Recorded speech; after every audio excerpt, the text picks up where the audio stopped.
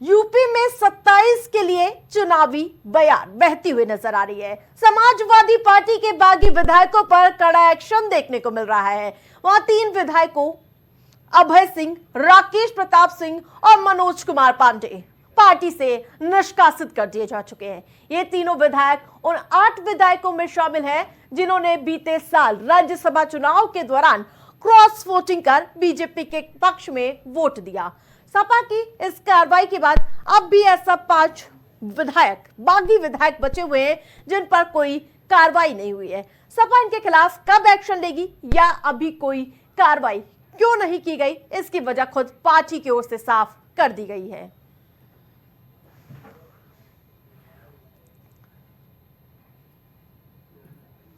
Samajwadi party की तरफ से की गई कार्रवाई के बाद इन बागी विधायकों ने सपा को निशाने पर लिया, जिसका जवाब अब समाजवादी पार्टी के नेता करते हुए नजर आ रहे। वो बयान अब आपको दिखाते हैं। पहले तो बधाई उनको इस तरह के निर्णय लेने के लिए कि सही बोलने वालों को, सच कहने वालों को साथों नहीं रख सकते हैं, तो इस सोच के लिए भी उनको बधाई। और मैं स्वागत करता हूं इस निर्णय को का कि जिस पार्टी को 22 साल तक लगातार काम करते हुए आगे बढ़ाकर उत्तर प्रदेश की सरकार तक पहुंचाने में हम लोगों ने अपनी भूमिका निभाई, उस पार्टी के विधायकों के खिलाफ ऐसी कार्रवाई की जा रही है। और आज समाजवादी पार्टी जो है वो समाजवादी पार्टी नहीं रही। समाजवादी पार्टी लोहिया के सिद्धांतों पर चलने वाली पार्टी थी, जिसमें लोहिया जी रामायण मेला लगाने की बात करते हैं और ये राम मंदिर पे राम का दर्शन करने पर प्रतिबंध लगाते हैं। वो राम मेला लगाने की बात करते थे, रामचरितमानस जलवाने और फड़वाने वाले लोगों को बढ़ावा देते हैं। तो ऐसी समाजवादी पार्टी हो गई है। वो सब की बात करती थी नेताजी वाली समाजवादी पार्टी, और ये केवल जाति की बात करते हैं। तो वो समाजवादी पार्टी, वो आज की समाजवादी पार्टी में बहुत अंतर है और घुटन सा महसूस हो रहा था। आज़ाद हुआ हूँ, मन प्रसन्न है, स्वागत करता हूँ और बधाई देता हूँ उनको। सर, समाजवादी पार्टी तो ये निकालने और रखने की अब कोई बात नहीं रह जाती है। हाँ, जिन माननीय विधायकों ने न ज्वाइन किया हो वो अलग बात है। मैं जो लोग विधायकों में रहे उनमें मैं अकेला व्यक्ति था जिसने पार्टी को ज्वाइन कर लिया था। आप पार्टी के मुख्य सचेतक थे और पार्टी ये कह रही है कि आप लोग पार्टी की विरोधी गतिविधियों में संलिप्त थे, जिसकी वजह से पार्टी ने निष्कासित। मैं किसी और का नहीं जानता, लेकिन मेरा 30 साल का समाजवादी पार्टी का जीवन रहा। सरकार में 2 बार मंत्री, मुख्य सचेतक और तमाम संगठन के बड़े पदों पे हमें रहने का अवसर मिला। मनोज पांडे के ऊपर कभी दामन में एक दाग भी नहीं लगा। तमाम राज्यसभा और विधान परिषद के चुनाव हमारे समय आए, उस समय तो आरोप नहीं लगे हम पर। ये लोगों को खुद अपनी अंतरात्मा में झांकना चाहिए कि क्या कारण था जो मनोज पांडे जैसे एक निष्ठावान व्यक्ति को, जिसने पार्टी के लिए लाठियां खाई, डंडे खाए, गोली खाए, जेल रहे, धरने में रहे, उसको समाजवादी पार्टी छोड़ना पड़ा। ये आप भी जानते हैं, यद्यपि आप बोल नहीं रहे लेकिन जानते आप भी हैं। कैसे इस देश में ऐसा हो सकता है कि लोकतंत्र में आप किसी एक धर्म को गाली दें?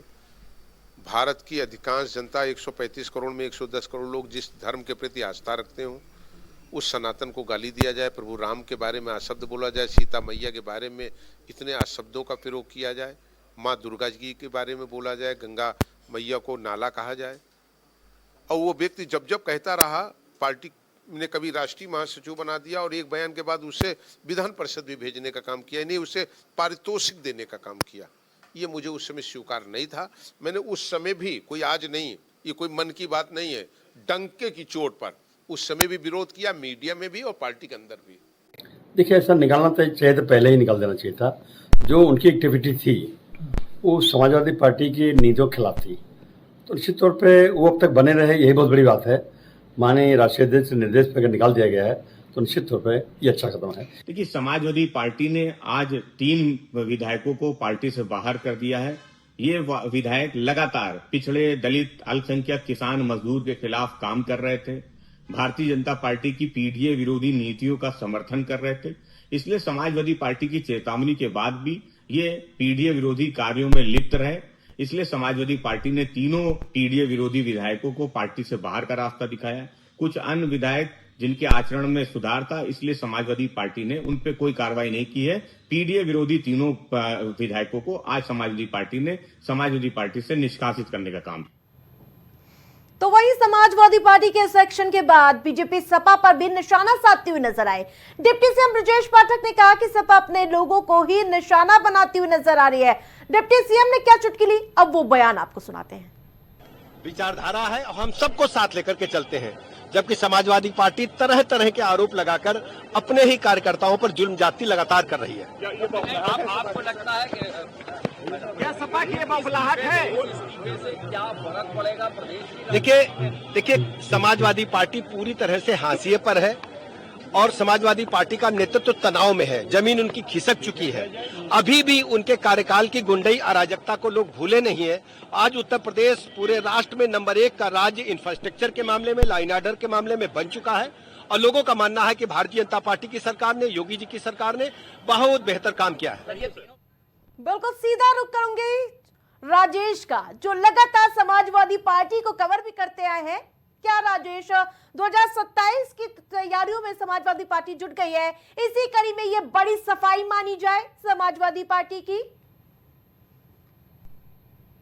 राजेश, बागी विधायकों को पार्टी से निष्कासित किया है। कहीं कहीं समाजवादी पार्टी ने आरोप लगाया है कि पार्टी विरोधी गतिविधियों में संलिप्त थे तीनों विधायक, जिसकी वजह से तीनों को पार्टी से निष्कासित किया गया है। वहीं अगर बात करें 8 विधायकों की, तो उस 8 विधायकों में से 5 को अभी भी पार्टी में ही है। और सबसे बड़ी बात है कि अखिलेश यादव ने कहा है कि हृदय परिवर्तन के लिए उनको टाइम दिया गया था, जिसकी वजह से लगभग 1 साल बीत गया। और सबसे बड़ी बात है उसके बावजूद भी जिन लोगों का हृदय परिवर्तन नहीं हुआ, उन तीनों विधायकों को पार्टी से निष्कासित कर दिया गया है। सबसे बड़ी बात आपको बता दें कि जो तीनों विधायकों को निष्कासित किया गया है, उसमें रायबरेली के ऊंचा हाथ से मनोज पांडे और उसके बाद गौरीगंज से राकेश प्रताप सिंह और गोसाईगंज से, अयोध्या के गोसाईगंज से अभय सिंह को निकाला गया है। बिल्कुल, लेकिन सबसे बड़ा सवाल तो ये है राजेश, क्या बीजेपी के यही चेहरे 2027 में विधानसभा चुनाव लड़ते हुए नजर आएंगे क्या?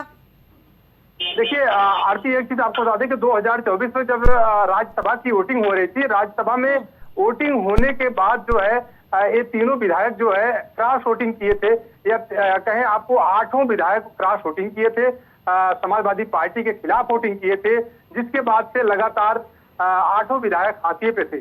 उसके बाद से समाजवादी पार्टी ने एक ऑप्शन दिया था कि अगर उनका हृदय परिवर्तन होता है तो समाजवादी पार्टी उनको अपने पार्टी में रखेगी और नहीं तो फिर उनको निष्कासित कर देगी। तो जाहिर सी बात है कि 8 में से 3 विधायक ऐसे थे जिनको मैंने आपको बताया कि अभय सिंह और उसके साथ में राकेश प्रताप सिंह, मनोज पांडे, जिनको समाजवादी पार्टी ने मुख्य सचेतक भी बनाया था चुनाव के दौरान।